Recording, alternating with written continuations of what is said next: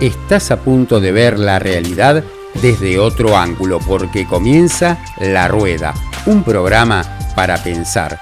Aquí las ideas circulan, las preguntas comprometen y los temas que suelen callarse se ponen sobre la mesa. Por eso opinamos, reflexionamos y pensamos.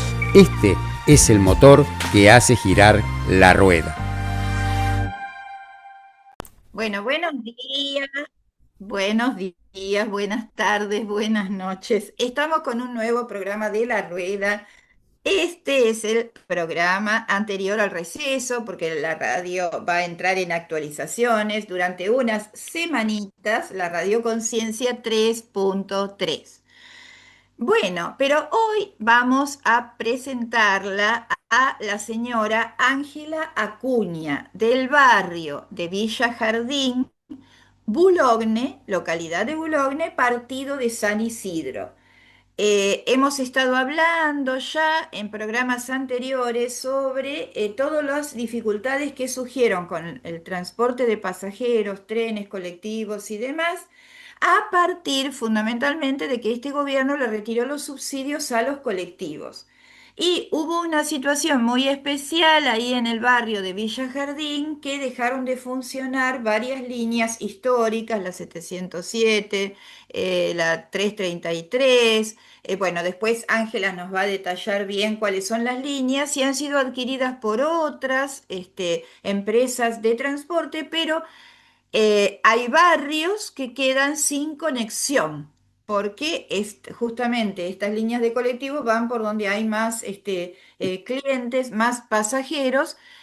Por lo tanto, hay barrios que han dejado desconectados, sin posibilidad de ir a los lugares centrales, centro de Boulogne, centro de San Isidro y demás. Pero bueno, la señora Ángela Acuña nos va a contar en detalle cuál es la situación del transporte en su barrio. La escuchamos, Ángela. Bueno, buenos días. Muchísimas gracias por la invitación, Liliana, y a los restos de los integrantes de la mesa. El 9/6, voy a hacer un poquito de historia para introducir el tema. El 9/6, con el fin de, nos organizamos los vecinos autoconvocados, por el fin de organizar el reclamo para la recuperación de los ramales perdidos ante la quiebra de la empresa Microómnibus General San Martín. Todos los vecinos que vivimos en Villa Jardín, yo 65 años, transcurrió nuestra vida muy pegada a la empresa Microómnibus General San Martín. Voy a personalizar. Transcurrí mi primaria, mi secundaria, mi universidad, soy licenciada en enfermería y profesora universitaria, siempre viajando en la empresa. O sea, no solo sería que teníamos muy ligada a esta empresa, no solo por la viabilidad, sino también por el sentimiento, era una empresa familiar. Esta empresa tenía la empresa 333, el recorrido 333, 407, 437, 707 con sus 3 ramales, cartel azul, cartel verde y rojo. ¿Qué pasó? El barrio hace 2 años estábamos perjudicados con los diferentes cambios. Cambios en recorridos, cambios en frecuencia, disminución de las unidades para poder transportar a los usuarios y a su vez cambios fundamentalmente de recorrido. Y esto agregado a los múltiples paros que hacían los empleados para hacer un reclamo legítimo como es cobrar su sueldo. Hace 2 meses anteriores a esta quiebra, nosotros quedamos totalmente aislados en el barrio. No había nada, nada para movilizarse. Era como sentirse que estabas en una isla, solo que no sabías para dónde ir. Nos encontrábamos en las paradas de diferentes colectivos. ¿Ahora qué hacemos? ¿Qué hacemos? Para dirigirse al hospital, a una institución pública, educativa, de institución deportiva. No teníamos absolutamente nada.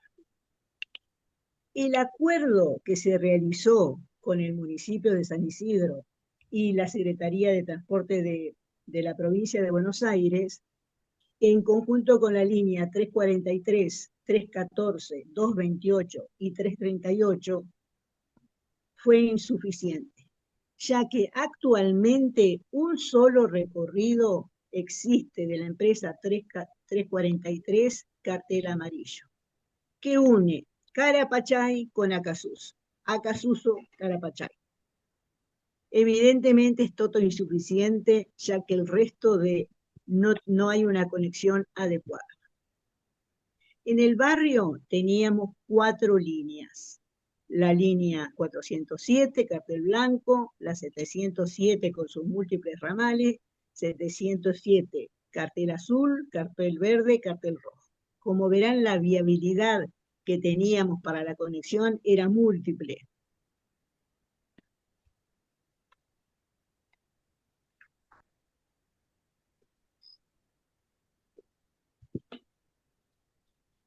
Los problemas que tenemos en este momento es que surgieron los problemas en las asambleas tratadas, ya vamos por tercera asamblea de vecinos autoconvocados, son múltiples. Pero evidentemente la falta de conexión con los hospitales es lo más acuciante. Con el hospital de Boulogne, con el hospital materno-infantil de San Isidro. Es acuciante. ¿Por qué es acuciante? Perdón, Ángela, o sea que a la fecha siguen sin transporte. Seguimos sin transporte, Liliana. O sea, ya digo, 343 Cartel Amarillo que une Carapachay con Acasuso. Acasuso, Carapachay. El resto de las líneas, Cartel Verde, Cartel Rojo, Cartel Blanco, no tiene cobertura. No tenemos cobertura. Por eso digo que es insuficiente, digamos, tener una sola línea para el barrio. Ahora voy a relatar las dificultades para llegar al hospital materno-infantil y por qué es prioritario. El hospital materno-infantil es un hospital de referencia del barrio. Atiende embarazada de alto riesgo, embarazada de parto normal, y los niños prematuros, los recién nacidos normales, y los niños pediátricos de 0 a 18 años. Toda esta población demanda la atención permanente en los hospitales. ¿Por qué? Porque es grupo de riesgo, las embarazadas, toda esta comunidad pediátrica que necesita controles de semanalmente, quincenalmente, mensualmente. Usted fíjese, Liliana, que una embarazada de alto riesgo tiene que concurrir al hospital semanalmente, quincenalmente, porque está en riesgo su vida y la de su bebé. ¿Cómo no va a ser acuciante esta situación? Y preocupante. Evidentemente a las autoridades no tomaron, digamos, mención de esta situación tan grave. Traslademos esta necesidad a la época invernal.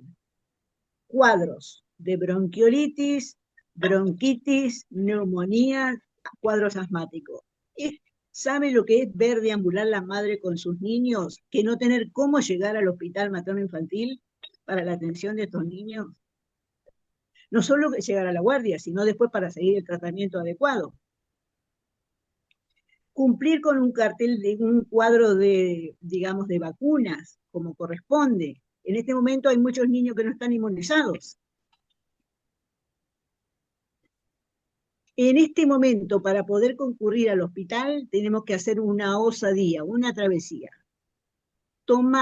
Ir caminando 20 cuadras hasta en la calle Uruguay, acceso a Tigre, para tomar el 343 que nos lleva al hospital materno-infantil. Calcule, madres con los niños en brazos, niños, a veces llevan un niño en brazos y el otro de la mano, caminando esas 20 cuadras. Disculpe, Ángela, disculpa, mi amor. En realidad, al materno infantil soy de Boulogne, igual que acá la licenciada Marta González también, así que padecemos todo lo que nos estás diciendo, ¿no? Y yo de aquí del Bajo Boulogne no encuentro cómo ir al hospital materno. Si bien vos no mencionás al 343, yo tomé la vez pasada el 343 cartel amarillo para ir a San Isidro, ni te cuento lo que fue la vuelta. Porque como vos dijiste muy bien, no da abasto esa línea. En las horas pico, yo te cuento mi experiencia, fue terrible, porque para volver, te digo, el chofer, ¿sabes qué hacía? Buen chofer, ¿eh? Porque otro te deja en la calle. Él, para no dejar a la gente en la calle por el frío, abría la puerta trasera, porque por adelante ya no entraba más nadie, y dejaba que la gente suba tipo ganado, por supuesto sin sacar su pasaje, bueno, tipo ganado, Ángela. Y así volví a mi casa apretada, asfixiada, como que. Pero no vi que pasara por el materno. El hospital materno, no hay, no hay. Seguramente te va a dejar sobre la avenida principal y cuántas cuadras hay que caminar, como vos decís, con niños, ¿no? En brazos y demás.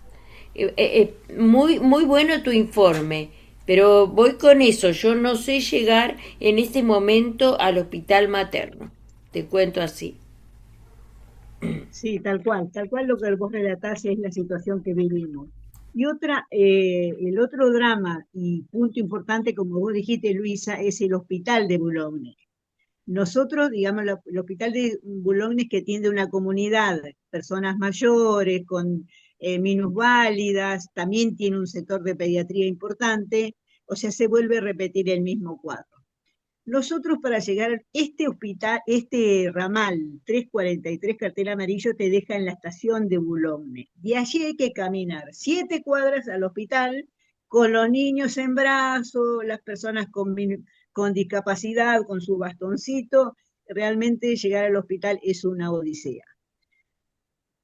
Entonces, la opción que brindó el municipio y en este momento es trasladarnos nosotros del barrio Villa Jardín hasta la Panamericana, donde está la terminal de la 314. Habilitaron un recorrido nuevo que va al hospital. Pero ¿qué pasa? Nosotros tenemos que caminar alrededor de 10 cuadras hasta llegar a la Panamericana, digamos, y llegar a la terminal de la 314. Esa es la solución que nos dieron. Vuelvo a decir, para llegar a la Panamericana, nosotros del barrio tenemos que caminar alrededor de 10 cuadras. No hay un camino accesible. Hay un caminito de tierra que tenemos que ir, digamos, salpicando. Calculen esto en día de lluvia. Entonces, ¿qué pasa? Las raíces de los árboles tenemos que hacer un zigzag para poder llegar a la Panamericana. Y entonces el tema de la seguridad. Entonces, el tema que es un camino inadecuado también. Claro, Ángela, discúlpame, pero como lo vivo a diario, todo esto lo vivo a diario, así que te súper agradecemos este informe y la seguridad. Trajiste ese tema, porque es una zona que convengamos que tiene que lindar con el cementerio, ¿no? También para llegar a la Panamericana, imagínense, los maestros, Sí. vos sabés, Ángela y compañeros, que mi compañera Paula, docente, que tiene su escuela a la mañana en Bécar y vive acá en el Bajo Boulogne. Sale de noche, imagínense, sale de noche de su domicilio. Claro, claro. Está gastando la mitad del sueldo en remis y todas esas alternativas de autos. Porque no llega. Además, sí, le digo, Paula, y si te caminas hasta tal lugar y. Luisa, ¿sabes lo que es? A las 5 de la mañana, 5:30 de la mañana, invierno. Realmente no está contemplando el municipio toda esta parte de la población. Mira, Gracias. Luisa, Sí, lo sí. grave es que el Bajo Boulogne, voy a dar unas estadísticas. Según el censo del 2022, en Boulogne éramos 76.254 habitantes. Esta empresa tenía cobertura en el barrio Bajo Boulogne, barrio San Isidro, Santa Ana y Villa Jardín. Todos estos barrios suman alrededor de 7.000 familias, traducido en 37.000 personas, lo que equivale al 50% de la población de Boulogne. No hay que ser un genio para sacar esta cifra. Si nosotros en la Asamblea pudimos determinar esto, ¿cómo las autoridades no lo tienen en cuenta? Hay preocupación en los barrios, te cuento, Luisa, porque nos vienen a ver, dije, desesperada la gente de Santana para que, digamos, a los vecinos autoconvocados, que también estamos haciendo nuestras armas, nuestras primeras armas, digamos, en defensa y para restaurar los recorridos históricos de los colectivos. Vayamos a un tema acuciante también que me parece importante, que es el tema, vos lo nombraste, las frecuencias, la inseguridad, el madrugar, el frío. El gasto de transporte aumenta permanentemente el colectivo, entonces eso se ve permanentemente un dolor de cabeza en los bolsillos de cada uno de nosotros, porque es doble gasto, doble tiempo, se desorganizó la familia, porque hay que planificar con anticipación, como vos dijiste tu compañera, que sale una hora y media. Calcular para llegar a los controles médicos, controles de vacunación.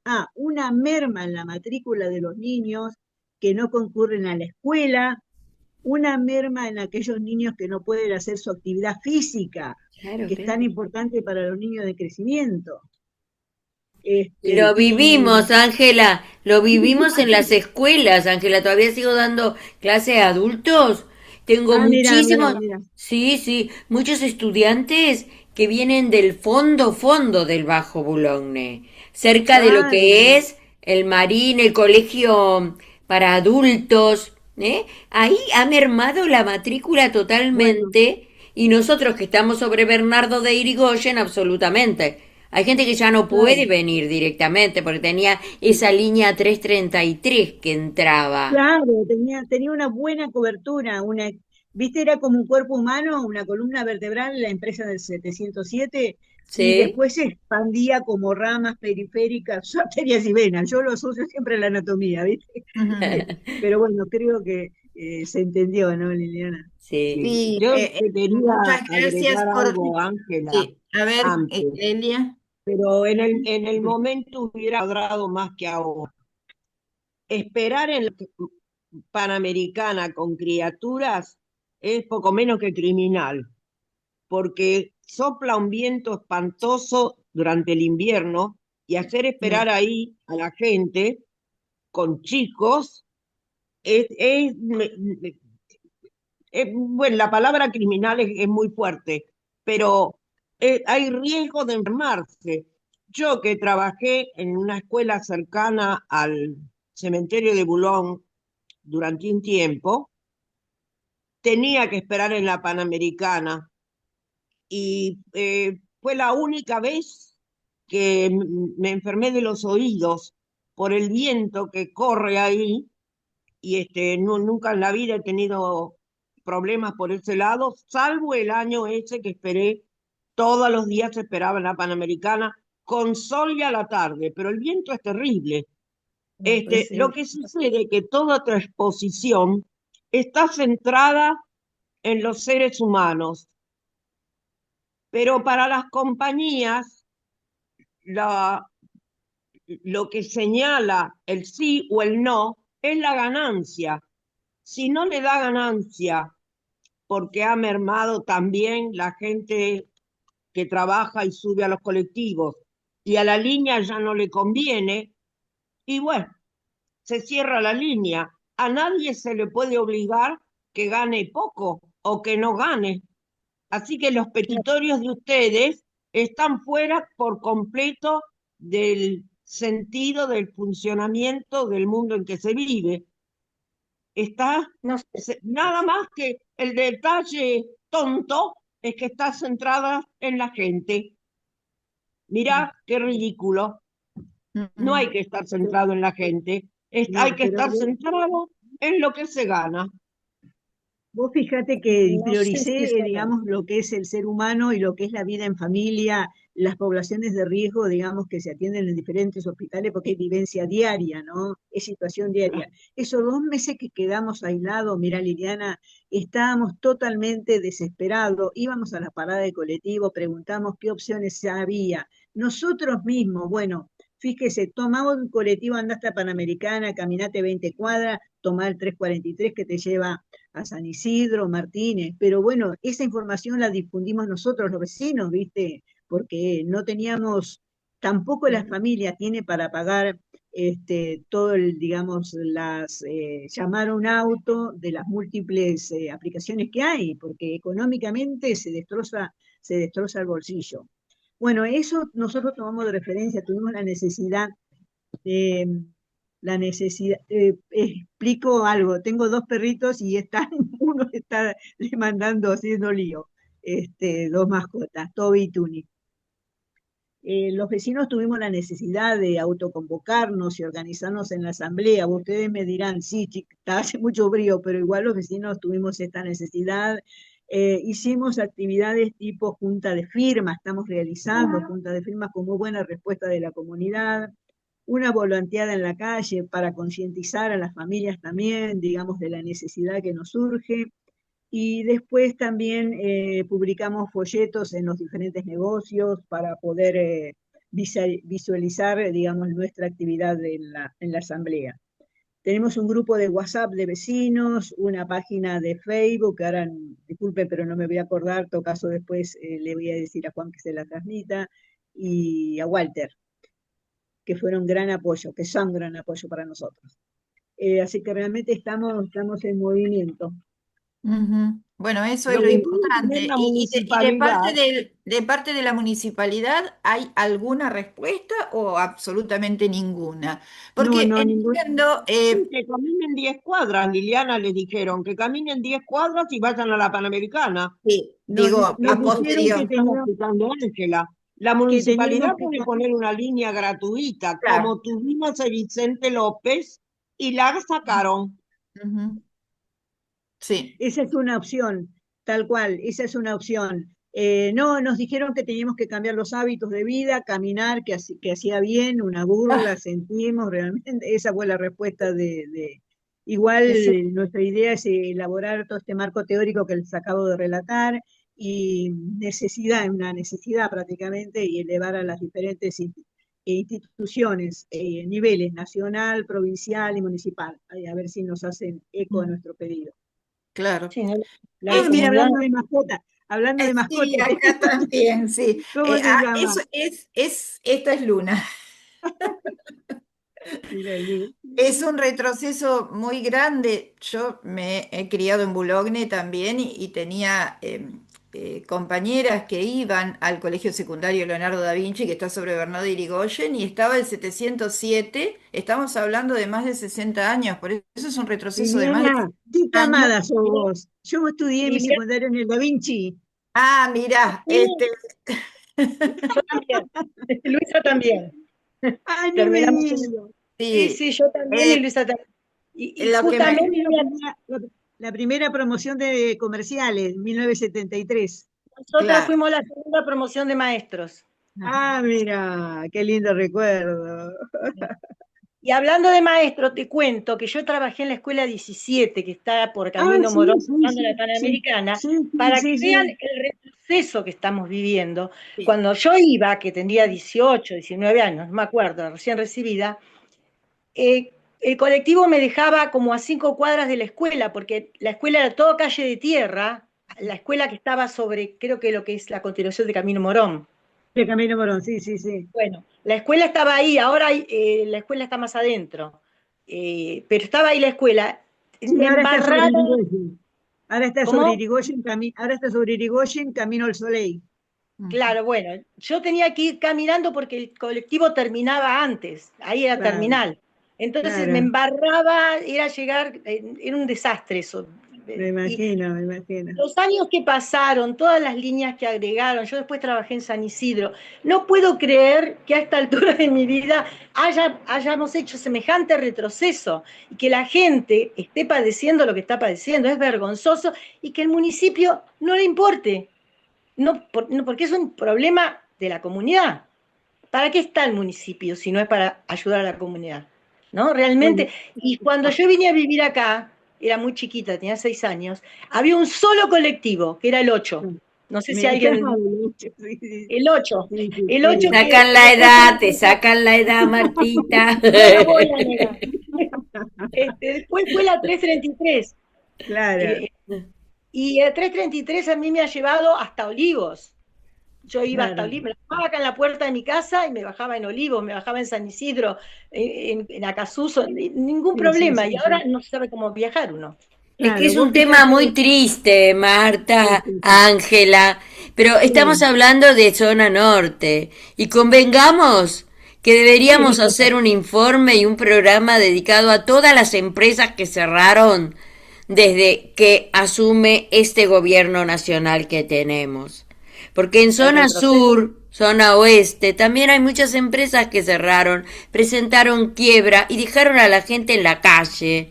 Y esto es así, o sea, es a nivel nacional el desastre también, sí, ¿no? sí.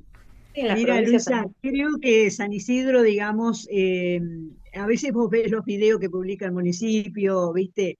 Pero es la zona que quedó menos afectada, porque otros lugares tienen viabilidad, tienen conexión, porque tienen otras líneas, 314, 130, 140, 70, el 60 y 71. O sea, tienen movilidad, pero nosotros no, nosotros dependíamos Claro, exclusivamente de esta empresa.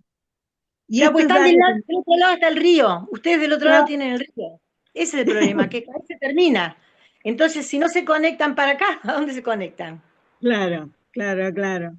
Pero fíjense en los barrios que yo mencioné, digamos, el Bajo Bulone, barrio San Isidro, Santana y Villa Jardín, y todas las familias que somos realmente. Claro, es un montón.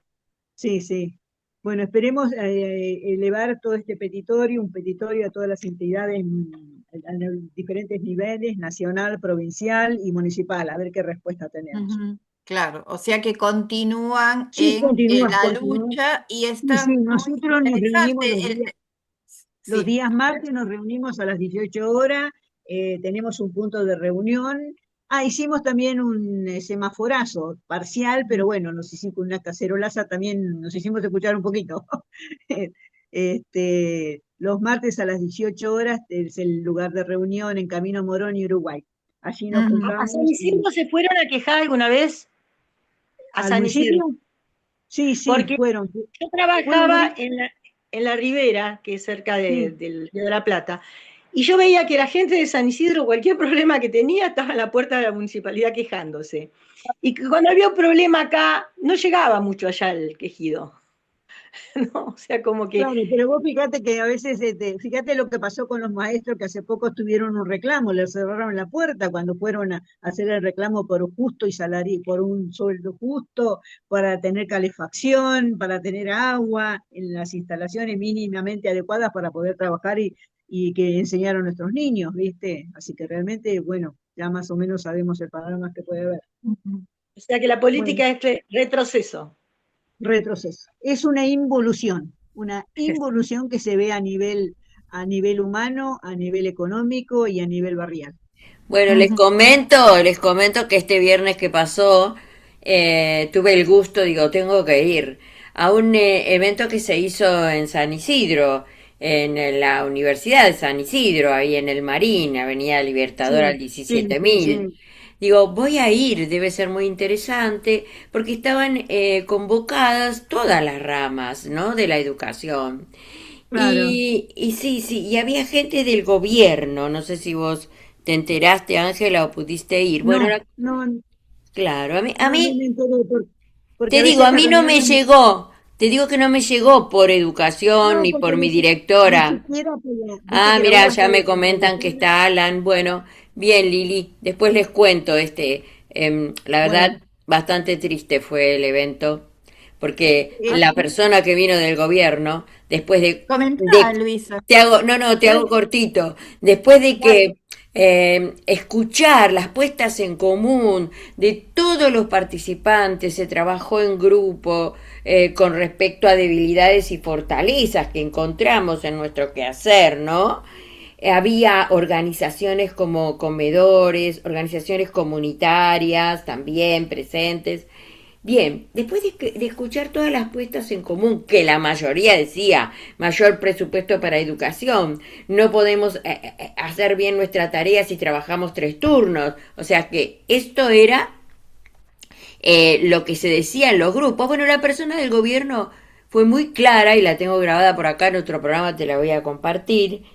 dijo, bueno, lamentablemente, es muy buenas todas las propuestas, coincidimos, sí, sí, sí, sí, pero no hay plata.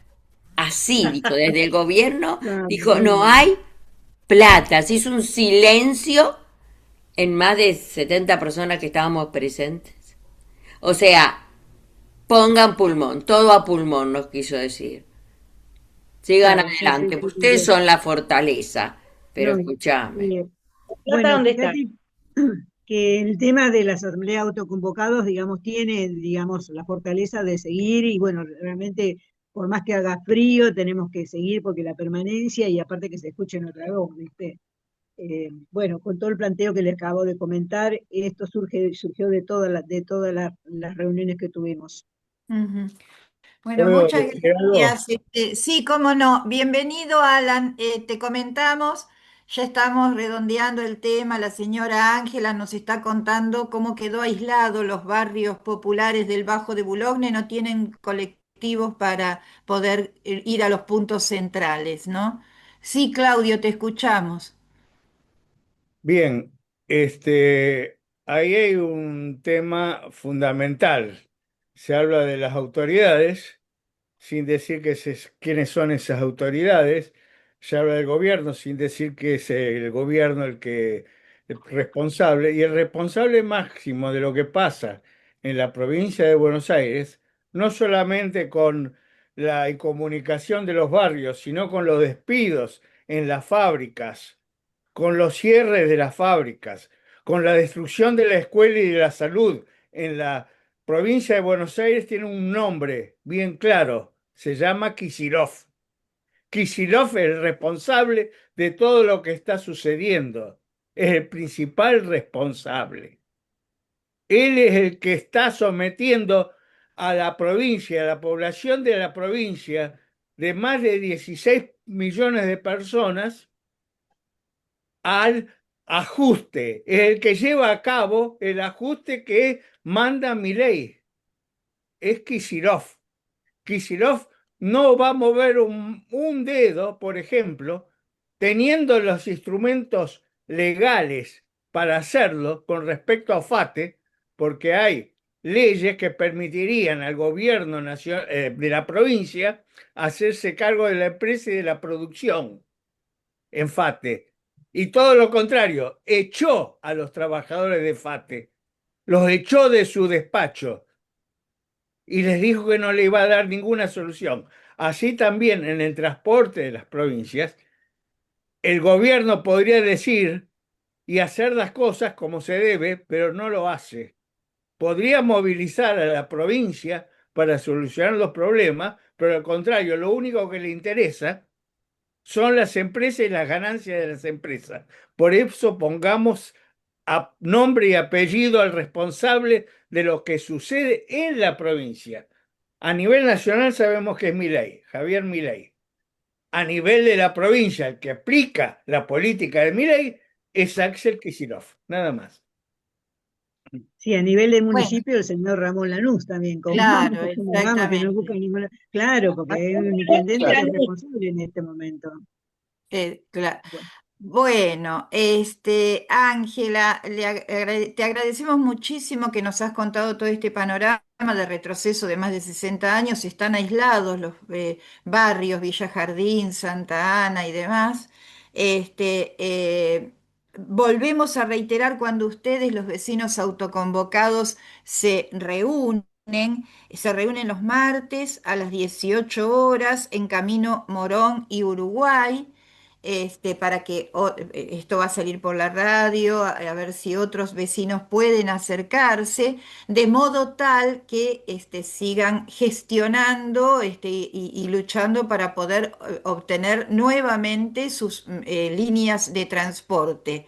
Este, eh, y bueno, es muy interesante lo que dijo Clelia con respecto a los micros municipales. Acá en Escobar, por ejemplo, hay una línea municipal. La había también en Vicente López. Esa línea municipal fue retirada por el gobierno de Vicente López, que está constituido por el PRO más La Libertad Avanza, pero las líneas municipales, que son gratuitas, La de Vicente López estaba manejada por, las conductoras eran mujeres, solo mujeres. Es una salida. Eso de las Claro, líneas municipales que conecten los puntos más importantes es una salida, porque funcionaba muy bien en Vicente López. Cada media hora venían los colectivos, la gente ya tenía los horarios, iba, los esperaba. Era una línea gratuita, no se pagaba absolutamente ningún boleto y comunicaba los puntos más importantes dentro de el municipio, ¿no? O sea, Es sí, sí. responsabilidad del es intendente. un Es planteo responsabilidad interesante.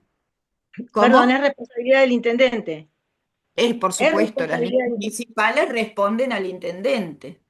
Claro, Las líneas municipales responden al intendente, por eso hay temas que son nacionales, otros provinciales y otros son municipales, lo tiene que resolver el municipio. Claro.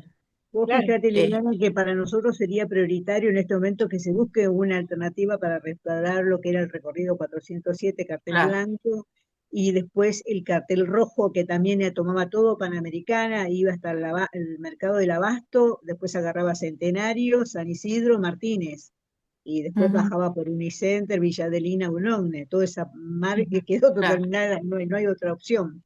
Ujú. Así que bueno, esperemos, vamos a Bueno, seguir avanzando. bueno, volveremos a invitarte a ver si la próxima vez nos traes buenas noticias en el sentido de que Bueno, pueden tener bueno, nuevamente sus medios de transporte. Un cariño bueno, muy grande y mucha suerte. Volvemos a reiterar, martes 18 horas, vecinos del Bajo de Boulogne, Villa Jardín, Barrio Santa Ana, Camino Morón y Uruguay es el punto de reunión para que los vecinos vuelvan a tener medios de colectivo, de transporte. Es una cosa. sí, restauración histórica de los recorridos, eso Estamos es nuestro hablando de objetivo. cosas Podría elementales, sacar, ¿no? Un cariño muy grande.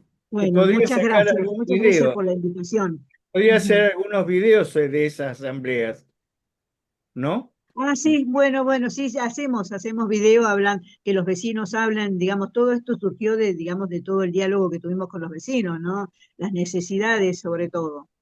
Así que bueno, muchas gracias por la invitación y bueno, nos seguimos en conexión y nosotros seguimos trabajando. ¿Cómo no? Gracias a ¿Cómo vos. no? Bueno, Chao, será hasta la hasta próxima, luego, hasta luego. Chao, Ángela. hasta la próxima. Bueno, Alan, bienvenido, bienvenido. Ahora vamos a pasar a unos temas que son, pero todo tiene que ver, todo tiene que ver con todo, porque pasamos de lo chiquito pero muy importante para la gente, porque te arruina la vida no tener cómo comunicarte, a un tema más macro. Verás vos cómo lo tomás o por qué lado lo tomás. Pero yo voy a partir tomando un artículo del diario La Nación que describe un panorama a nivel de América Latina, a nivel, digamos, de todo el continente, bastante preocupante. Eh, el artículo es de Jorge Liotti y habla sobre los nuevos lineamientos geoestratégicos de Estados Unidos y dentro de esto el plan de Trump para redefinir el mapa de la Argentina. Bueno, los tres planteos fundamentales es que Estados Unidos deja de ser potencia hegemónica, emerge una nueva polaridad ahora con China, porque vos nos vas a detallar, pero bueno, todo esto enmarcado en este conflicto actual, Estados Unidos-China. América Latina se pretende nuevamente, nunca dejó de serlo, pero como área de influencia de Estados Unidos, con una concepción estratégica que va desde el Ártico hasta la Antártida. En ese sentido, acá menciona el artículo el tema de que Trump está obsesionado, entre comillas, con los estrechos, los pasos interoceánicos, entre ellos el estrecho de Magallanes y el pasaje de Drake, que está en Tierra del Fuego y donde se unen el Océano Atlántico y el Océano Pacífico. En aras, digamos, de asegurar la dimensión militar y asegurar las cadenas de suministro. Hay algunos temas importantes, como que en general se ha hablado muy poco de esto, como el escudo de las Américas, que es lo que plantearon que fue Milei ahí. Allí se reunieron 12 países, incluida la Argentina, y se comprometieron a disponer del uso de la fuerza militar para desmantelar organizaciones criminales transnacionales y el narcoterrorismo. En los hechos, dice La Nación, es un puente de ingreso de las fuerzas norteamericanas en coordinación con los gobiernos de la región, para poder intervenir frente a una amenaza creciente para la estabilidad hemisférica. Bueno, después desarrolla todo el tema de las data centers, estos centros de datos que quieren la Patagonia por el agua, por el espacio, a Peter Thiel, que lo tenemos acá instalado, un CEO de las compañías tecnológicas con su empresa Palantir, que actúa de la mano del Estado norteamericano en toda la cuestión de la defensa, ¿no? Eh, bueno, te dejamos, es amplio, lo presentamos para la audiencia nuevamente. Nosotros lo conocemos, ya le decimos Alan, pero bueno, para la audiencia, Alan Schockler, profesor de historia de la Universidad de Buenos Aires y especialista en temas militares de guerras, que nos viene acompañando ya hace varios años con todos los conflictos que ha habido bélicos y bueno, ahora te convocamos para que nos hable América Latina, cómo estamos quedando. Bueno, gracias Liliana por otra invitación para hablar con ustedes. No, es el gran tema. Yo lo que pensé sería poder explicar la lógica detrás de esto, porque cuando uno entiende la lógica se puede adelantar a los desarrollos. Mm. Eh, Hay que entender de dónde sale esta cosa, esta obsesión estadounidense con acaparar el espacio americano. Eh, a ver si vamos a ir conectando. No, esto lo dejo un poquito para después.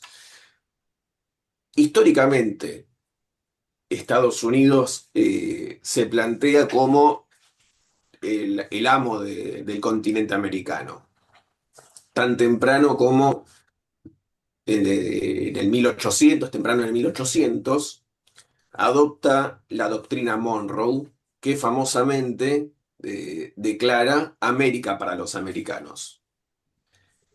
América para los americanos no quiere decir para la población americana. Los Americans, los gringos, son muy selectivos con respecto a lo que consideran americano.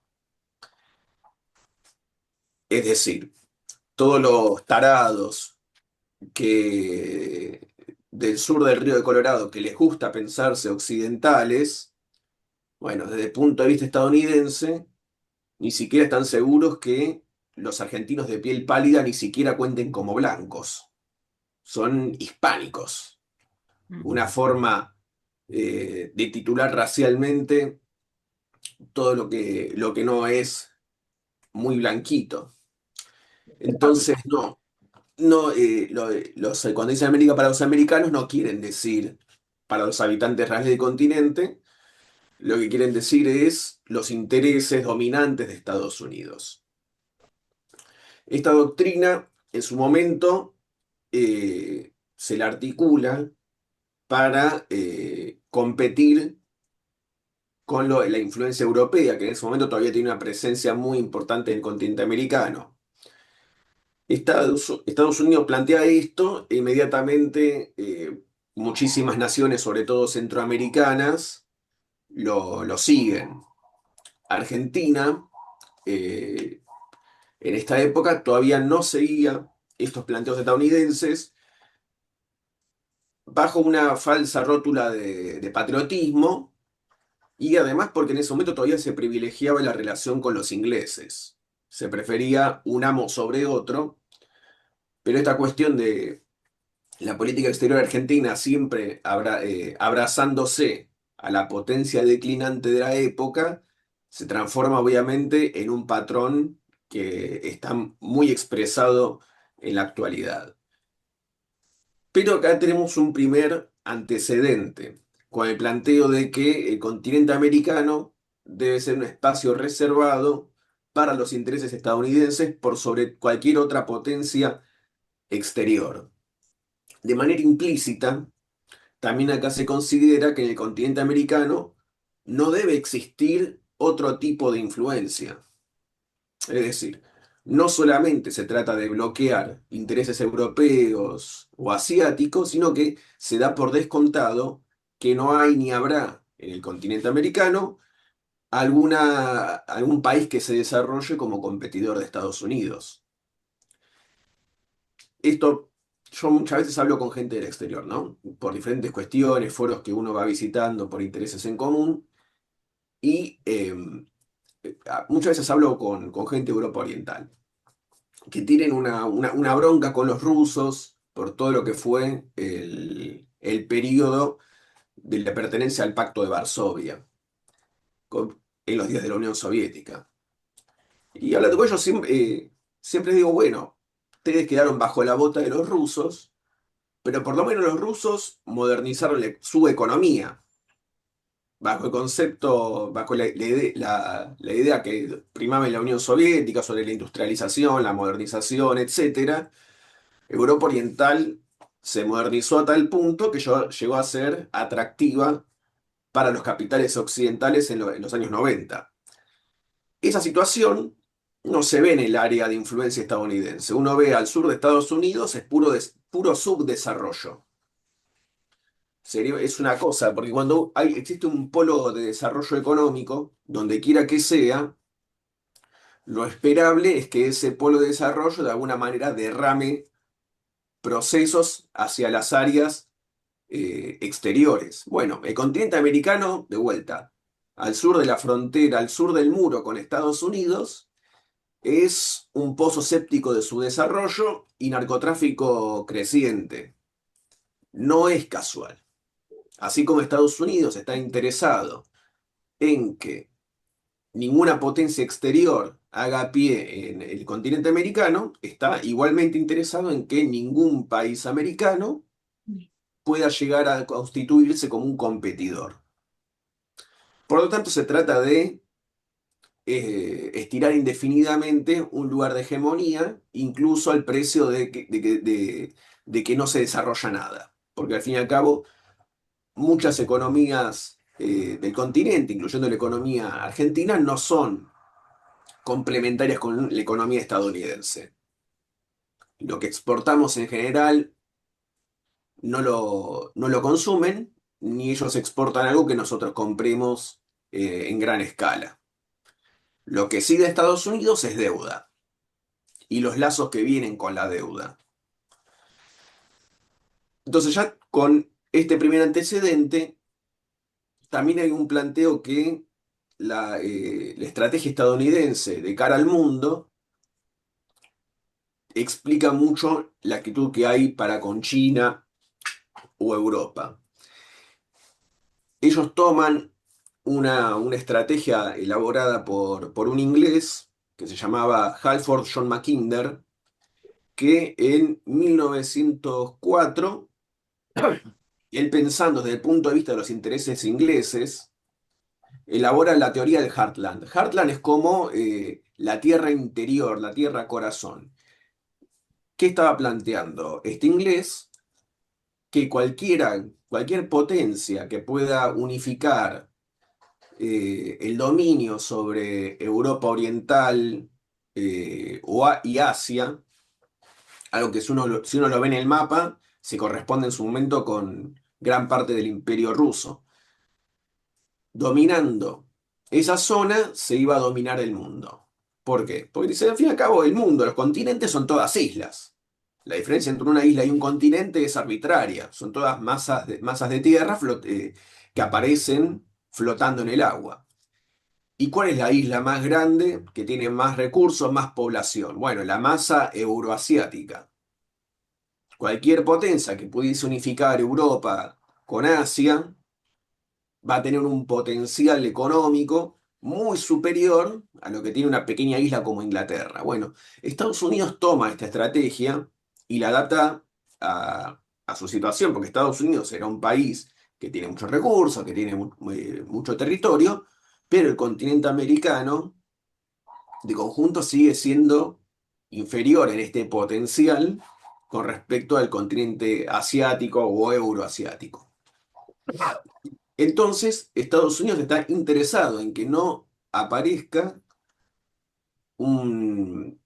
algo que unifique Europa y Asia, que en su momento también pudo, así como puede ser el Tercer Reich, también pudo ser la Unión Soviética y es ahora China, por el desarrollo que ha tenido y el acceso que tiene a los recursos de la Federación Rusa.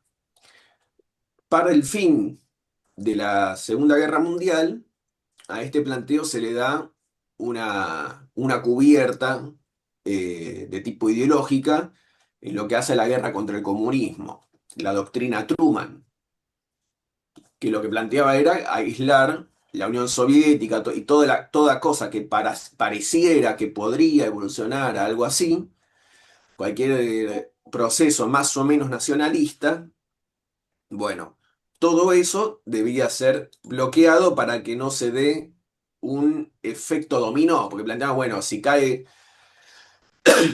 ¿por qué nos interesa meternos en la guerra de Vietnam, un país que queda al otro lado, en el culo del mundo, que es así de chiquito y que no nos gusta estar ahí? Bueno, ¿por qué hay que estar en Vietnam? Bueno, porque si cae Vietnam, van a caer otros países, y si caen otros países, cae el mundo. Es la teoría dominó.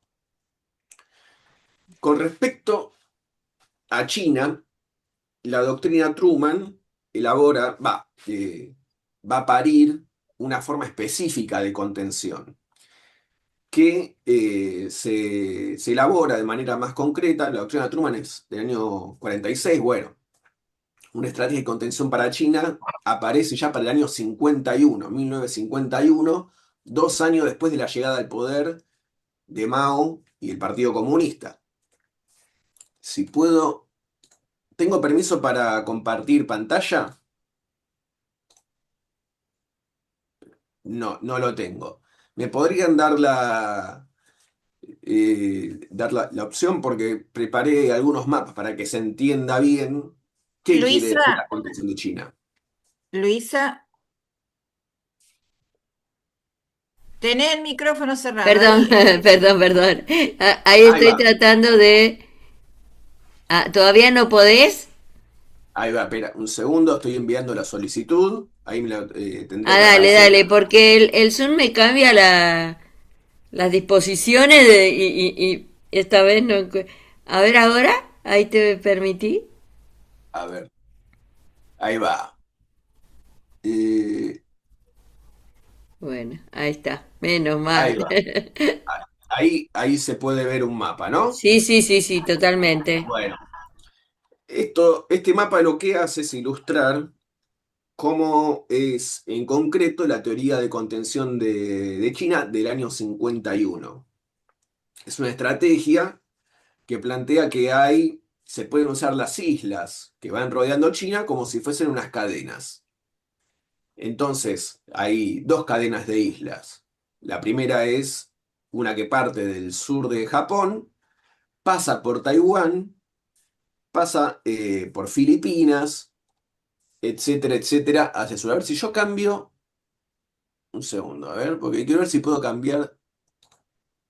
¿Cambió el mapa? Claro. Ahora se ve otro, ¿no? Que se Sí. mueve. Bueno, vamos a ver si podemos ponerlo eh, en pantalla dividida.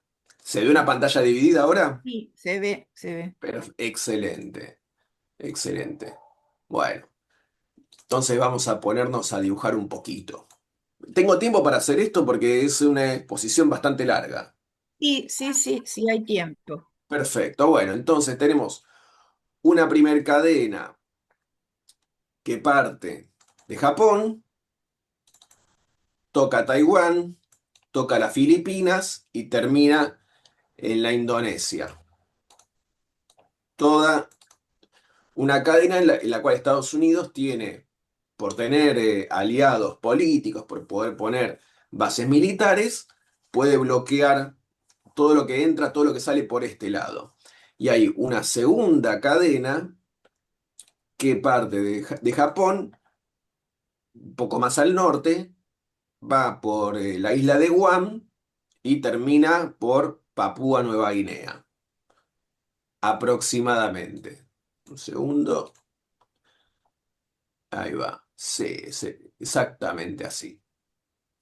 Entonces, de esta manera Estados Unidos se plantea que pueden bloquear todo lo que pase con Che, todo lo que entra, todo lo que salga, se puede bloquear, se puede condicionar. En el caso de tener que hacer un bloqueo naval, se tiene esto.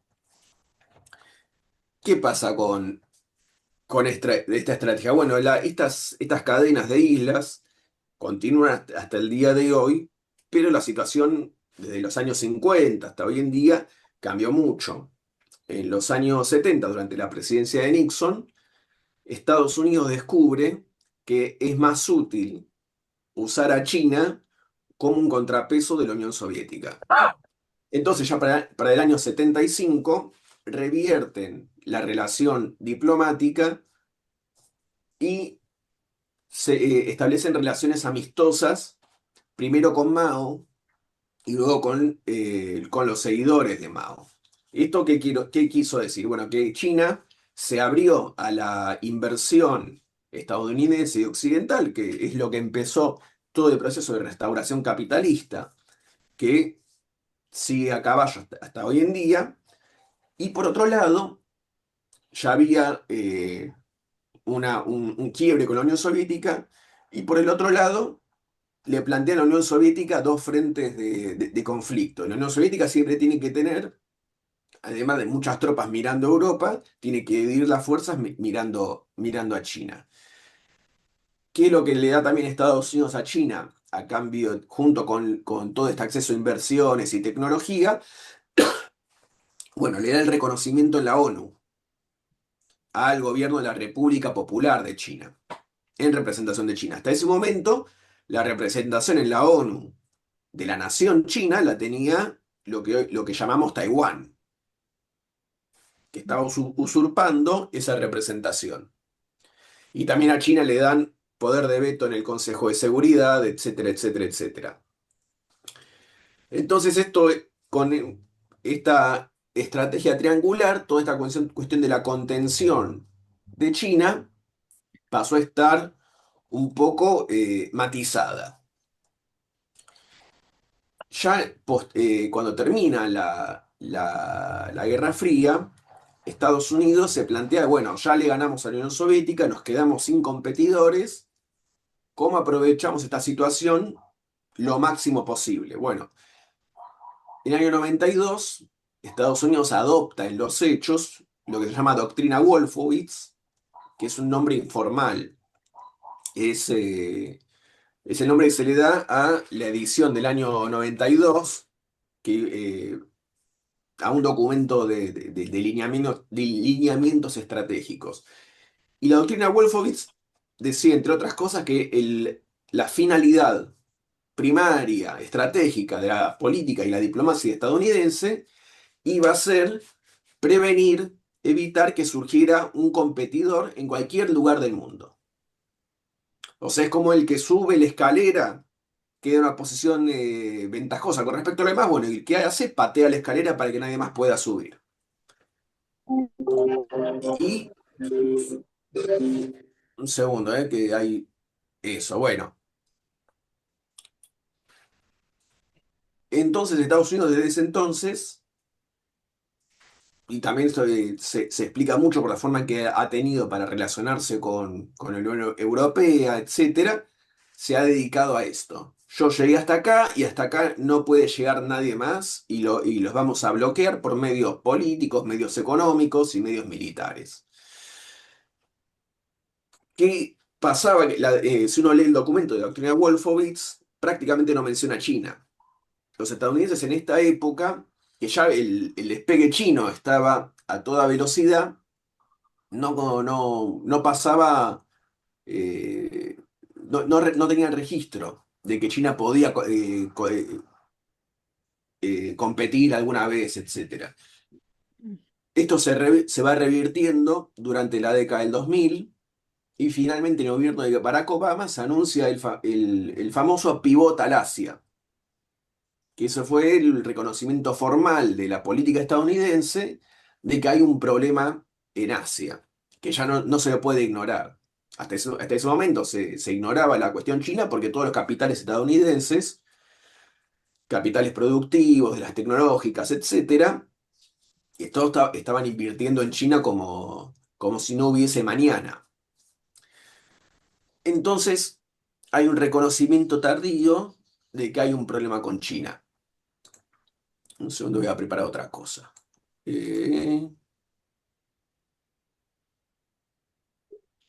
¿Qué acontece que en todo este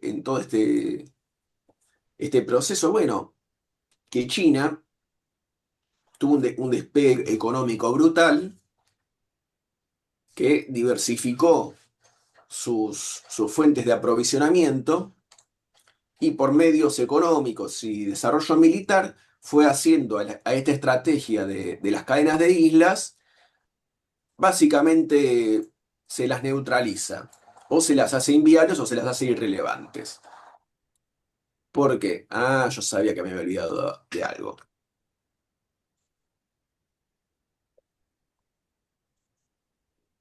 Ahí va.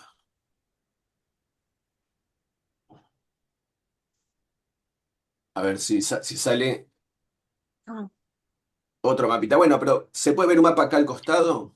sí, Bueno, este mapa, si lo comparan con el de la izquierda, que en líneas rojas muestra los bloqueos que Estados Unidos puede hacer, de repente tiene mucho sentido.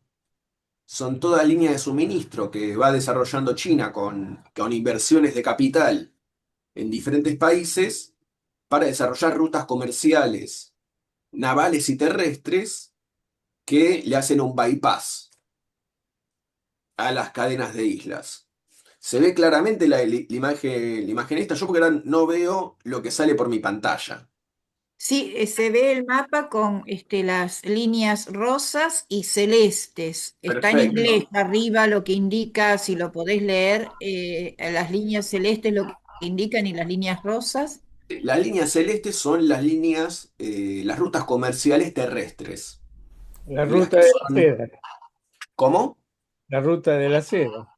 Claro. Bueno, por eso esta iniciativa, que en inglés se llama Belt and Road, en español se traduce como la nueva ruta de la seda. Pero son todas líneas terrestres que esta estrategia de hacer bloqueos con las islas que están afuera de China no sirve. Y las líneas lilas, que para mí es violeta, pero no sé, yo porque no sé la diferencia entre violeta y lila, eh, son rutas navales, Mm. que de vuelta no tienen nada que ver con que eluden los probables bloqueos navales que Estados Unidos puede hacer. Esto por un lado. Y por otro lado, a ver si podemos buscar un buen mapa. Un segundo. Eh,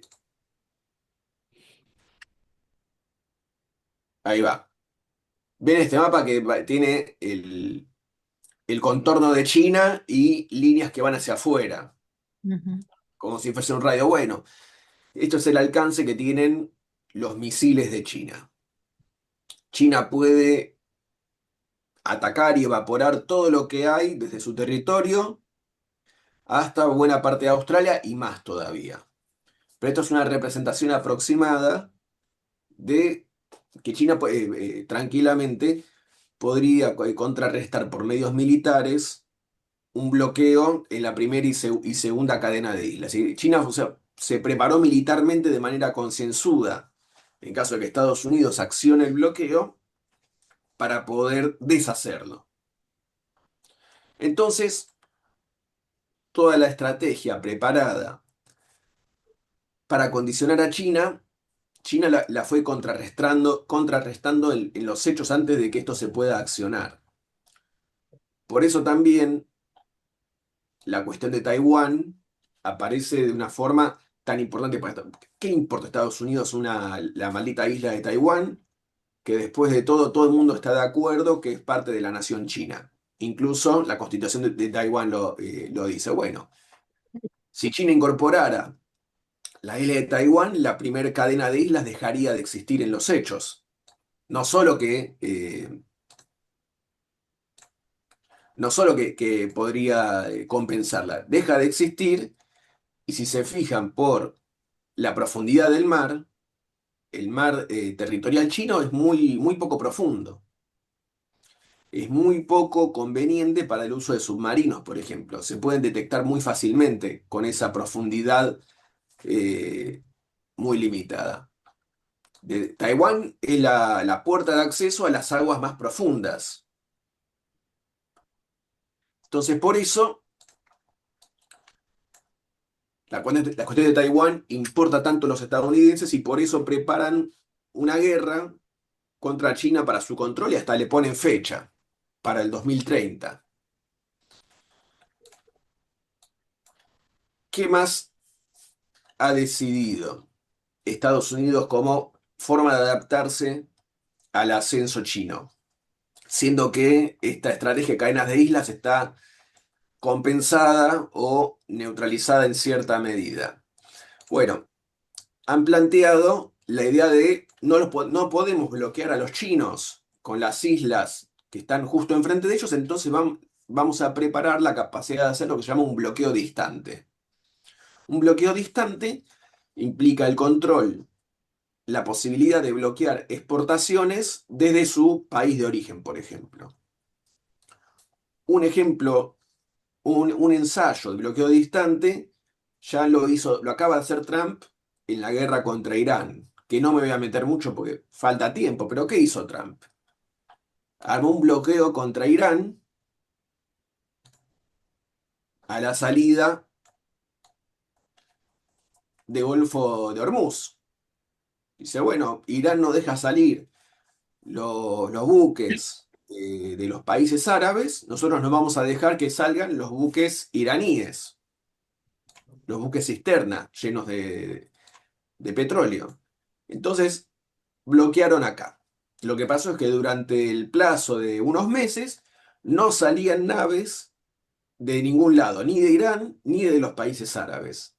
El principal cliente del conjunto del petróleo que sale de esta región va hacia China. Entonces, esto fue un primer ensayo.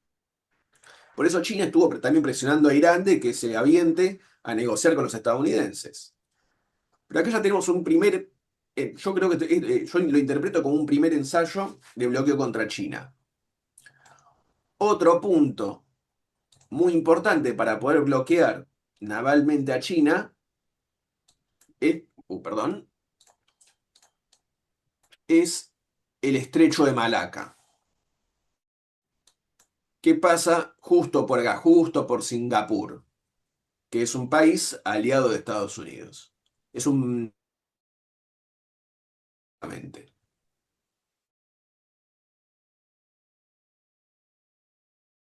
Viene siendo los gobiernos no están muy felices con esta situación. Tienen un aparato militar muy desarrollado, que de hecho lo desarrollaron en colaboración con el ejército israelí, pero por el momento no quieren saber nada. Pero está la idea de que se puede interrumpir el paso por el estrecho de Malaca, que por acá pasa 80% del tráfico naviero desde y hacia China. Otra cosa que hizo Trump. Un segundo. ¿Qué pasó con...? ¿Dónde se fueron mis líneas? Perdón. Se amplió el mapa. Sí, ya está. Porque a veces cuando uno... ahí va. A veces cuando uno se mueve empiezan a desaparecer. Pero una cosa que hace Trump muy notablemente el año pasado es correr a los capitales chinos que estaban administrando el canal de Panamá, que también es vital para el control de tráfico marítimo desde y hacia el Océano Pacífico. Así que Panamá el canal de Panamá está bajo control de un fondo ligado a BlackRock. Pero uno podría decir que cuando la diplomacia estadounidense así lo considere, este paso se puede negar. También, ¿qué hace Trump cuando, en concertación con el chavismo residual, secuestra a Maduro? Bueno, altera todas las prioridades de exportación del petróleo venezolano. Ahora Trump lo dice abiertamente, como de manera completamente explícita. Ahora nosotros controlamos Venezuela, nosotros tenemos el petróleo venezolano. Entonces, también se puede bloquear la exportación desde Venezuela. Y cuando Trump formula la doctrina de que todo lo que hay en América hasta, hasta la Antártida les interesa y es parte de ello, bueno, ¿qué está planteando? Que el paso natural restante entre el Pacífico y el Atlántico también lo pueden bloquear. El estrecho de Magallanes y pasaje de Drake. Digo para los Exactamente. que escuchan, ¿me permitís, Alan, para que luego por la radio se entienda? El estrecho de Malaca está entre Malasia e Indonesia. Toda esta región. Toda esta Mm. región y el pasaje que pasa por Singapur es la zona más fácil de bloquear porque acá se vuelve prácticamente un charco. Es más fácil bloquear por este lado que acá. Pero es toda esta zona. Es toda esta zona que se puede interrumpir y se puede interrumpir el tráfico comercial. Y obviamente Estados Unidos, me había olvidado, cuando forma una alianza militar con Australia y el Reino Unido, el AUKUS, también lo que hace con eso es poder controlar marítimamente toda esta región. Alrededor de Australia estás Claro, marcando. Alrededor de Australia. exactamente. Qué bueno que... Entonces, si uno ve lo que pasa acá, la estrategia de contención sumó para compensar el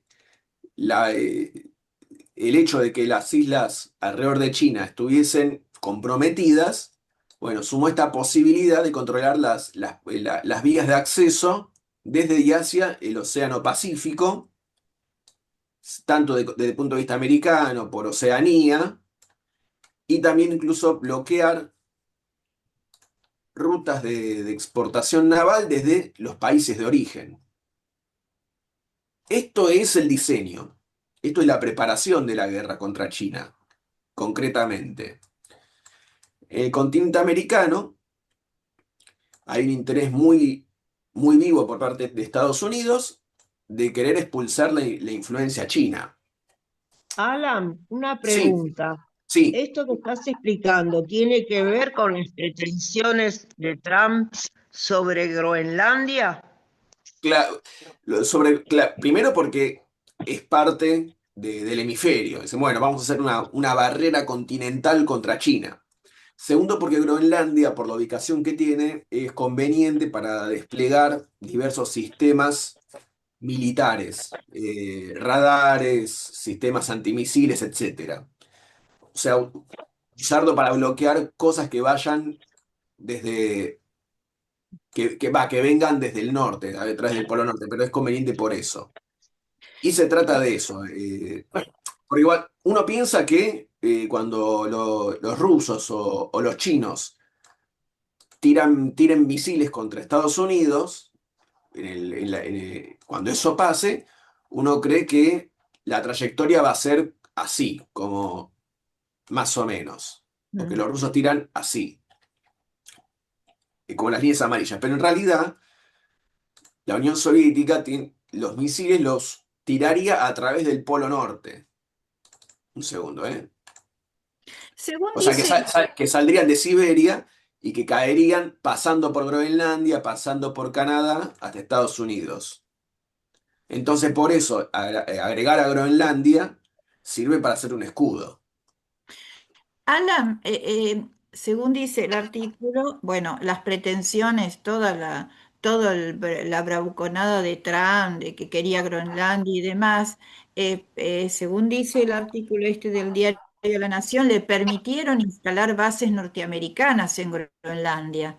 Sí, porque al Acá, fin y al cabo los eh, eh, europeos siempre ceden. mm, Porque además, mi perdón, no te quería interrumpir. No, no, no, esto pensando en Argentina y el gobierno de Milei, porque todo esto se puede hacer si del otro lado hay alguien que le permite tremenda injerencia en el territorio nacional. ¿Qué lugar ocupan los estados nacionales en esto? Eh, Bueno, el interés estadounidense es reducir al mínimo la capacidad de acción del otro lado. Los europeos protestaron por lo de Groenlandia, de la anexión, etcétera, etcétera, etcétera, y tampoco fueron muy solidarios con Trump para llevar adelante la guerra contra Irán. Y pues Trump dice, no me ayudaron con Irán, ahora van a ver, me voy a quedar con Groenlandia y voy a poner pie en las Islas Malvinas. Porque las Islas Malvinas son parte muy importante en el control del paso oceánico entre el Atlántico y el Pacífico. Por eso los ingleses no quieren salir de Malvinas tampoco.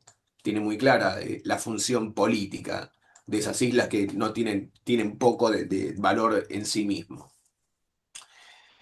Eh, ¿Cuál es la diferencia? Los europeos ceden con Trump porque no quieren que Estados Unidos eh, reduzca su apoyo militar a Ucrania. Los europeos están obsesionados con la guerra contra Rusia y no pueden hacer la guerra contra Rusia sin que esté el tío Sam poniendo el grueso de los recursos, sea financiero, sea en forma de donaciones de armas. Entonces, por eso están obligados a ceder con Trump en diferentes cuestiones. Milei es otro palo de esto, porque directamente adhiere de manera entusiasta a esta política. Mucho pensamiento estratégico del lado de Milei tampoco hay. Es una cuestión meramente ideológica. El que, Perdón, sí, no quiero interrumpirte, pero como dice acá al final del artículo, o sea, ni la ven esta. Lo único que les interesa es que les venga el dinero para salvar su gobierno, como pasó en las últimas elecciones. Una cuestión de muy corto plazo, a ver, ¿o yo no? sí, es que en Argentina no, el pensamiento, es curioso, ¿no? El pensamiento estratégico es una cosa casi hasta amateur, porque, o mejor dicho, gente que piensa en estrategia en general no llega a los gobiernos. Porque siempre el sistema argentino siempre está muy capturado por Wall Street, el sistema político. Como nunca hay ganas de sacar los pies del plato, el peronismo siempre fue oportunista en la relación con Estados Unidos, no hay nada. En Brasil sí hay toda una cosa más asentada en el aparato del Estado, la diplomacia es mucho más profesional.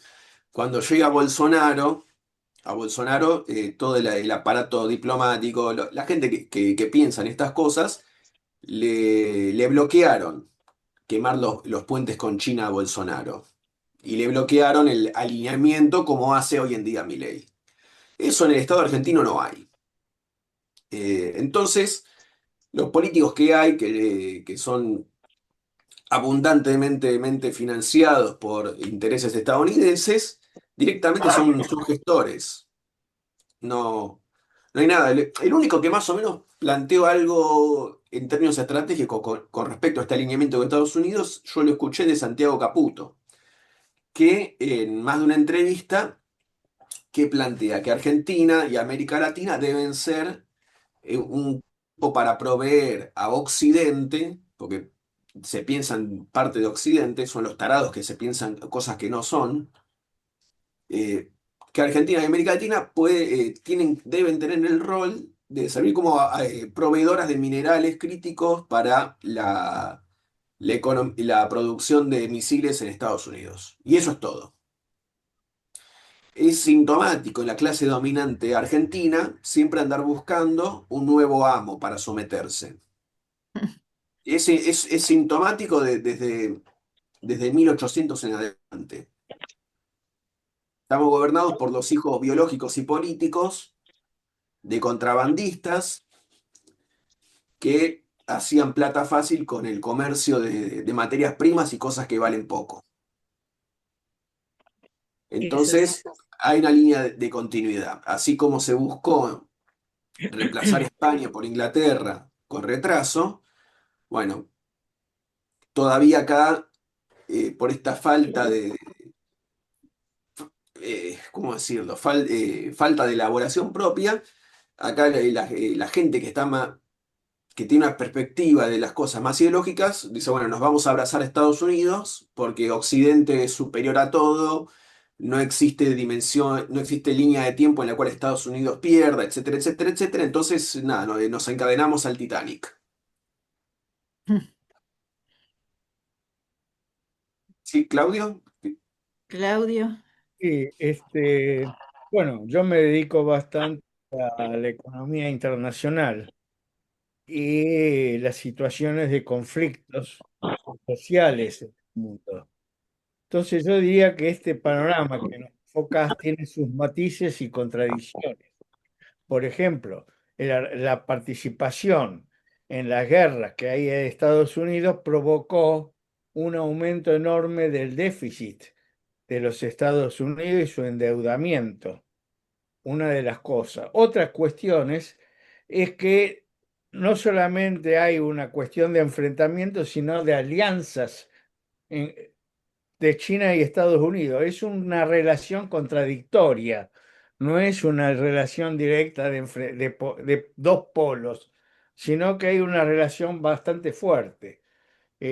China tiene unas necesidades de Estados Unidos y la industria de punta que existe actualmente en la electrónica necesita de las tierras raras y el productor principal de tierras raras, hasta el 70% de la producción mundial, es China. La otra cuestión es que la dinámica de la incorporación de nuevas tecnologías en las distintas ramas de la industria las encabeza China. Actualmente eso se está dando en la exportación de la construcción, por ejemplo. Es un ejemplo. O sea, ahora se exportan, China puede no solamente exportar autos, sino exportar casas, hoteles, construcciones de fábricas, las lleva y hay un abaratamiento de la producción por la tecnología, la inteligencia artificial, etcétera, que lleva también a una situación a nivel mundial de la población de empobrecimiento de un sector bastante importante y un aumento de la riqueza de otro sector. Y hay un aumento y la dinámica lleva a un aumento de la desocupación, que se refleja en los países más atrasados o con industrias más atrasadas y en ramas industriales que van a la saga. O sea, es un conjunto. Y por último, uno si tiene 100.000 millones de dólares, una patronal que tiene 100.000 millones de dólares en capital fijo, en China, necesita que eso se valorice. Entonces también es una presión contra Estados Unidos para que permita la valorización de sus capitales en China, porque muchos de esas patronales son norteamericanos. Esos son los matices y las No, no, contradicciones. no, pero son muy correctos, porque, a ver, el principal socio comercial de China y Estados Unidos siguen siendo respectivamente Estados Unidos y China. Entonces, eh, es ampliamente contradictoria la situación. Lo que yo quiero sumar es que me acuerdo que en los últimos años de Trump, porque Trump fue el primero en llevar de manera tan explícita una política anti-China, y le fue mal con la primera guerra comercial, eh, había toda una expectativa de que un sector del capital estadounidense, de las tecnológicas, Google, etcétera, bueno, muchos apoyaron a Biden, con la idea de que iba a haber un relajamiento. Pero Biden fue más lejos que Trump en la preparación de todo lo que estoy mapeando, porque con Biden se forma el AUKUS, con Biden se formalizan varias alianzas contra China.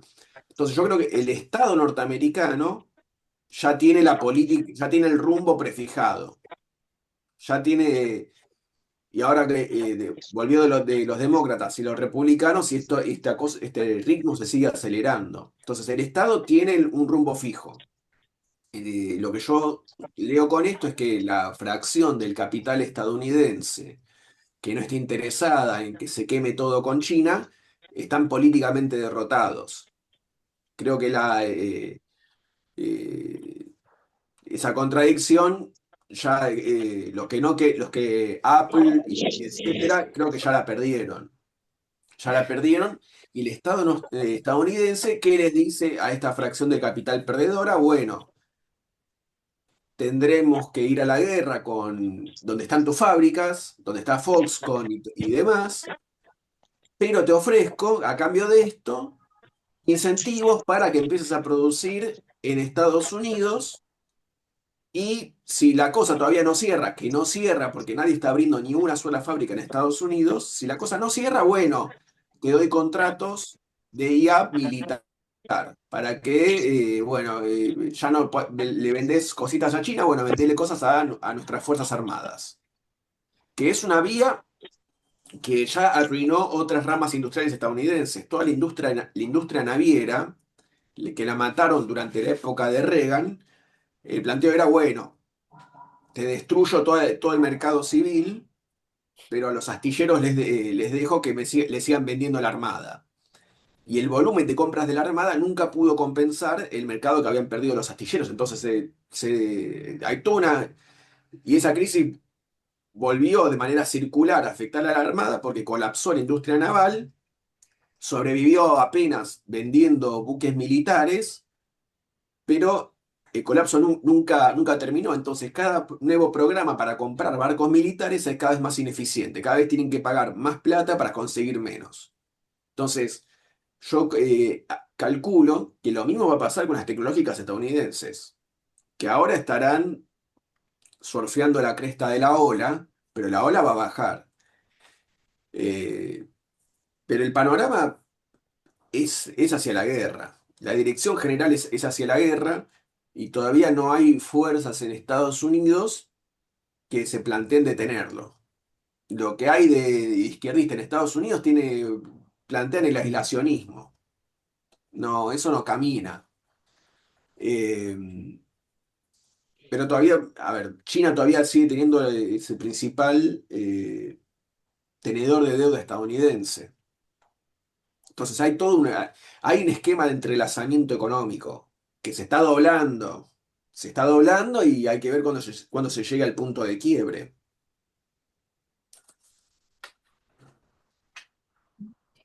Gracias, Alan. No sé si Clelia o Luis o Marta quieren preguntar algo o agregar algo. Y yo lo que escucho es que si no puedo crecer, destruyo al otro y en el afán de destruirlo también me destruyo. ¿No? Lo que vos contás es eso. Básicamente Estados Unidos dice, claro, en el peor de los casos armo un escenario que todos pierdan, pero yo pierdo menos que los demás. Entonces sigo arriba de todos. Esa es la lógica.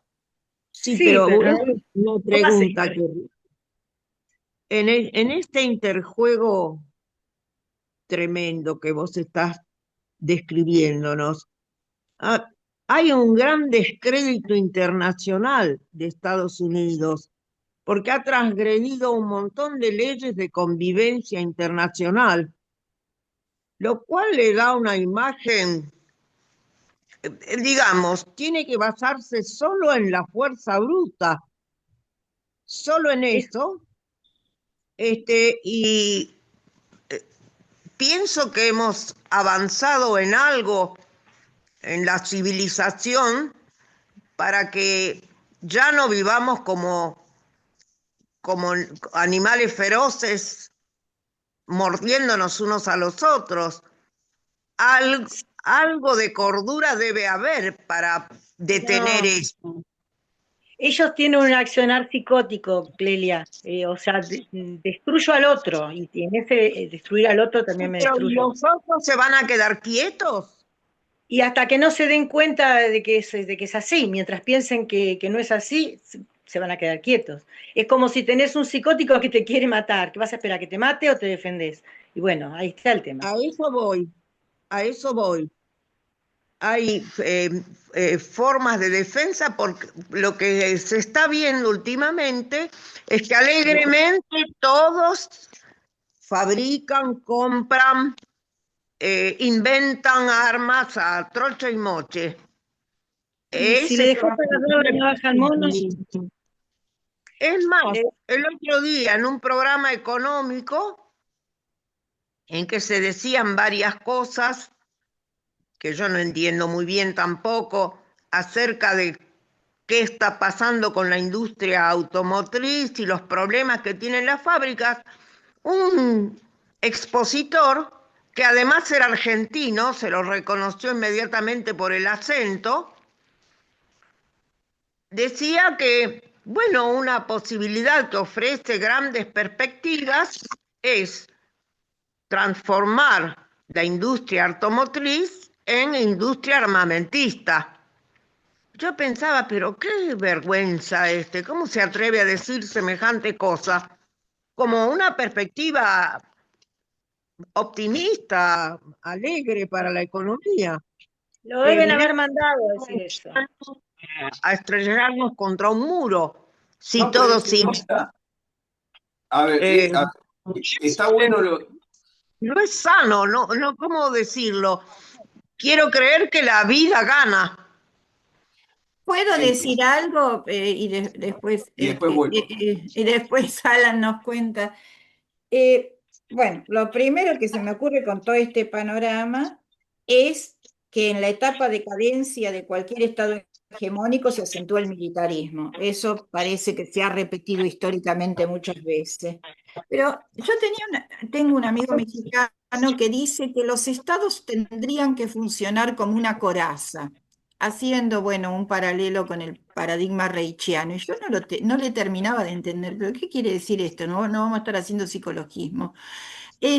Pero no es un punto, digamos, en donde se puede asentar eh, eh, el tema de la defensa del Estado Nacional, la independencia, qué sé yo, ¿viste? Las cosas que en algún momento los internacionalistas pensamos que no deberían levantarse. Pero hoy día, ante este estado de situación, no es como lo que está pasando con Brasil. Brasil se planta, Lula se planta, ojalá no se muera nunca, y le dice, en el Estado brasilero no tienen que intervenir fuerzas extranjeras. Digamos, porque acá está como en cuestionamiento, digamos, la constitución de los estados nacionales que data desde 1880 en la Argentina y que hoy parece diluirse en el mar de una colonia. ¿No puede servir esto como estrategia, esto de acorazarse en los estados nacionales? Este es mi país, acá no se meten. ¿Qué es lo que Bueno, dice Lula? no hay que darle la navaja al mono. Si vos lo dejás, se la diste, después ¿cómo hacés para sacársela? O sea, lo que vos decís es cierto, no hay una prevención. Hay actitudes que son obvias que estás dándole la navaja al mono y se la dan. Políticos, los dueños del país, ellos, y entonces después, ¿cómo haces para volver atrás de eso? Es muy difícil. La Yo, falta de prevención, falta de análisis, falta de un montón de cosas, de educación, de conciencia, yo qué sé, todo un montón de cosas que no se han hecho, que se deberían haber hecho. Es leer el discurso, analizarlo, darte cuenta de lo que te están diciendo. Es difícil, no digo que sea fácil, ¿eh? Pero bueno, él decía, estamos en un continente donde la mayoría vienen de delincuentes. España mandaban a los delincuentes en los barcos y vinieron acá a saquear. Y los que se quedaron con todo son nietos o bisnietos de saqueadores. Entonces, ¿qué mentalidad tienen? No sé, pero hay mucho que te debería haber hecho en educación y no se hizo. A ver, todo lo que se dice, la verdad que me viene como anillo al dedo. Pero lo que dice Clelia del premio Consuelo a los perdedores de la industria de transformarse en proveedores de armamento, la verdad que es para reírse, más allá de la cuestión moral, porque es la zanahoria al burro, lo cual habla más de los que de los que se compran este discurso que otra cosa, Ujú. porque por dos temas. Primero, porque reconvertir una industria civil en industria militar es imposiblemente caro. Imposiblemente caro. Segundo, hay una especialización tecnológica, ¿no? Si cualquier fábrica que cierre en Villa Lynch, de ninguna manera va a poder pasar a desarrollar lo que sea de armamento para las Fuerzas Armadas. De hecho, acá todo el sector de la industria militar argentina, que era industria estatal, ya se viene diluyendo desde hace muchas décadas. Entonces hay desandar todo este camino para que capitales que ya son inviables, que ya están atrasados, que pasen a poder producir algo que es tecnología de punta, la verdad que es muy ridículo, es muy ridículo. Además de eso, los que menos interesados están en la reconversión de la industria nacional a industria militar, los que menos están interesados en eso son los propios Estados Unidos. Estados Unidos va a bloquear que la fábrica que cierra acá pase a producir drones. Es el primero que lo va a bloquear, por dos motivos. Primero, porque Estados Unidos dice, perfecto, ustedes pueden comprar más para sus Fuerzas Armadas, nos encanta que ayuden con el narcoterrorismo, pero las armas me las compran a mí. Porque yo tengo a mis empresas militares que me financiaron mi campaña electoral y que quieren colocar sus productos en mercados cautivos como ustedes. Entonces, si llegan a aprobar un incremento para las Fuerzas Armadas, me van a comprar sobre todo a mí y el resto lo vemos. Entonces le voy a vender mi chatarra como si fuese nueva, cosas que quizás no necesitan, se las encajo igual y su presidente payaso se va a sacar fotitos. Eh, Eso es verdad, pero por el otro lado, Estados Unidos también lo va a bloquear porque cualquier desarrollo autónomo es un desarrollo de un competidor. Claro, pero lo hizo históricamente, lo hizo con el peronismo, ¿viste? Que fue su... No, ojo, no, porque cuando Perón llega a la presidencia, empieza a recordar programas de desarrollo militar para pasar a comprar equipos de rezago estadounidenses de la Segunda Guerra Mundial. Ojo con eso. Por ejemplo, tanques, aviones, etcétera. Eh, entonces, toda la estupidez esta de, no sé, por ahí la conferencia que contaba Clelia, por ahí fue de una conferencia a nivel internacional. Por ahí eran fabricantes alemanes que dicen, bueno, destruimos nuestra industria quemando los puentes con Rusia, por eso ya no tenemos provisión de energía barata y por eso nuestra industria se muere, la matamos nosotros mismos. Bueno, el premio Consuelo es producir un par de tanques para el ejército, porque el ejército alemán no puede adquirir más que un par de tanques. Al Era margen, internacional, sí. bueno, pero la cuestión es, la escala por ahora no lo compensa. Para que Europa pueda reconvertir su industria civil a militar en una escala que pierda el menor volumen posible, tendría que incrementar el gasto militar en una escala tal que quebraría el Estado y producirían levantamientos populares. Porque hay que dejar de pagar jubilaciones y hay que dejar de pagar lo que sea que no sea gasto militar. Hay que militarizar el gasto estatal. Menos que eso, bueno, de 100 empresas que están en quiebra, bueno, podremos rescatar 5 para que pasen a hacer armas. Entonces, es la zanahoria. Todo este cuento tiene apoyo en la literatura económica, lo que se llama el keynesianismo militar. Pero los resultados en el mundo real, y que, de vuelta, yo hablé del ejemplo de la industria naviera en Estados Unidos, que se fue al cuerno pensando en la zanahoria esta de, bueno, perdemos el mercado civil, pero vamos a poder compensar vendiendo buques de guerra. Nunca pasó. Claro. Yo soy entonces muy escéptico. Y si estos estados, con gente delirante y bruta, llegaran a intentar incrementar el gasto militar en esa proporción, bueno, habría levantamientos.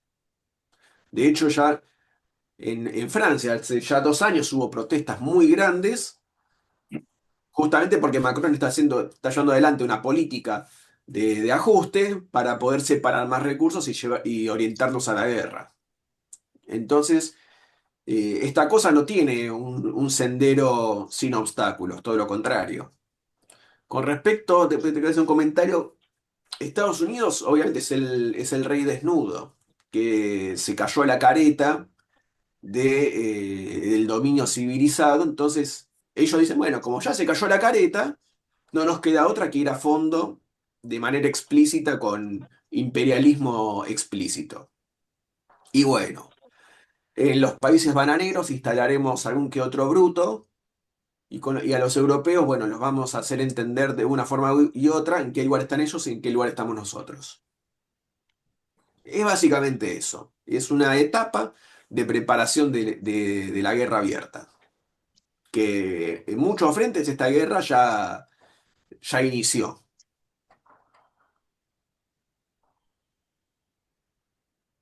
Terrible, Sí, ¿algo más, Alan?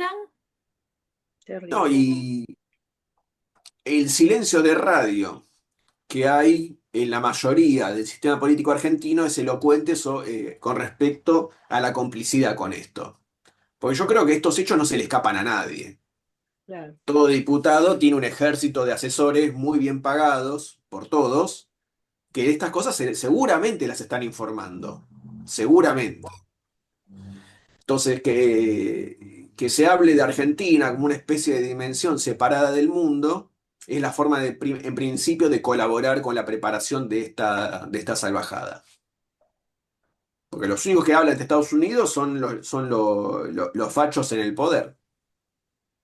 La oposición progresista, auto, autodenominada civilizada, no habla de esto. No quiere hablar, en el mejor de los casos entierra la cabeza en la tierra como un avestruz, en el mejor de los casos. Ujú. Y en el peor ni siquiera sabe ni le interesa. Bien, Alan. Bueno, excelente todo este panorama. Nos quedamos con este mapa acá, con las crucecitas, con los lugares estratégicos, estos pasos Y estratégicos. claro, haber dicho sea de paso, la Cruz del Sur es nuestro mar territorial, Claro. son nuestras aguas. Ujú, ujú, Esta es la zona económica exclusiva argentina, es la Antártida. Bueno, eh, todo pretendido nacionalista argentino, sea o no peronista, con esto poco hablan, poco hablan. Ahora se puso un poquito de moda eh, hablar del plan Andini y todo eso, pero la realidad es esta. mm. No quiero dejar de terminar este programa. Les voy a leer algo a la audiencia y vamos a recordar e informar. Ha habido una gran cantidad de despidos en la Comisión Nacional de Energía Atómica. Este, eh, Han militarizado, porque tiene dos sedes, que yo sepa, una acá en Núñez y otra en Bariloche. Han militarizado esa sede, han sacado a los trabajadores despedidos a los empujones, todos científicos con un alto nivel de formación. En el diario Tiempo Argentino salió eh, el siguiente texto: trabajadoras y trabajadores de las universidades, CONICET, INTA, INTI. INTA es Instituto Nacional de Tecnología Agropecuaria.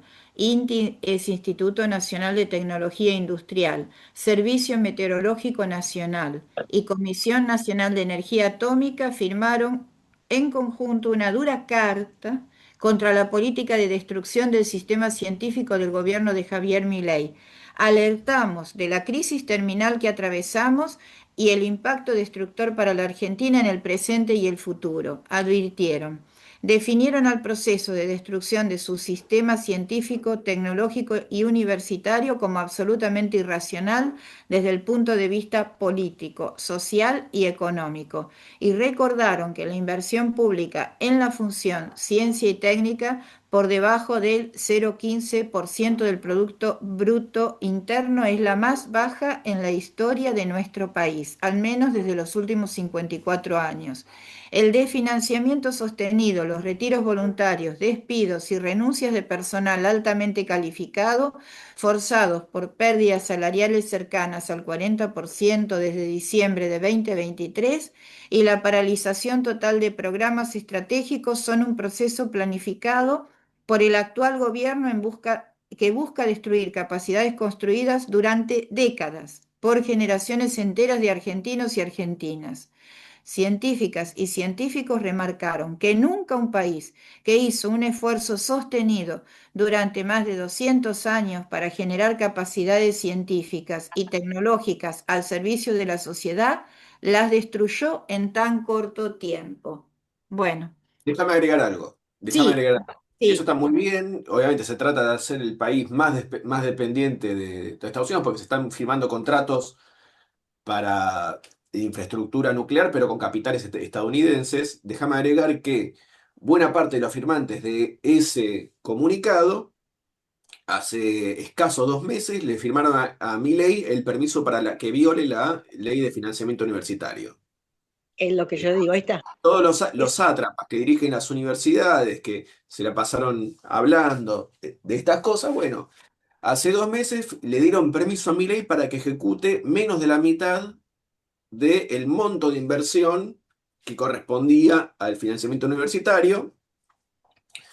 Y ahora el gobierno, habiendo tenido un revés judicial con la Corte Suprema, dice, bueno, acá ya aceptaron recibir menos de la mitad. No voy a ejecutar el financiamiento porque ya acá ya hubo un acuerdo. Bueno, esa es la calidad, la talla, lo que hay atrás de las máscaras Claro, es de lo que la no ven. oposición, de la oposición colaborativa. ujú. Eso es Todo darle juega la para navaja al mono. Perdón, eso es darle la navaja al mono. Eso es no ver lo que está pasando, es no anticipar, es dejar que las cosas pasen. Y pensar que no les va a pasar a ellos, sino a los otros. Es Bueno, perfecto. congresista, Claro, eso es el espíritu de las congresista, clases dominantes argentinas. es Claro, funciona así. congresista. Eso es la definición tal cual. Entonces, hay eso. Entonces, Es hay triste. eso. Así son, así son. Y pocas semanas después, tranquilamente, de no haber firmado nada, bueno, hay que ver también cuál fue el entretelón de negociaciones con el Poder Judicial, ¿no? Que acá hoy en día estamos viendo los nombramientos de familiares de jueces que tienen fallos a favor. Pero bueno, esa es la calidad. Sí, igual hay que diferenciar los rectores de las universidades y los directivos de todos estos organismos, CONICET, INTA, INTI, que ahora son todos de la Libertad Avanza, ¿sí?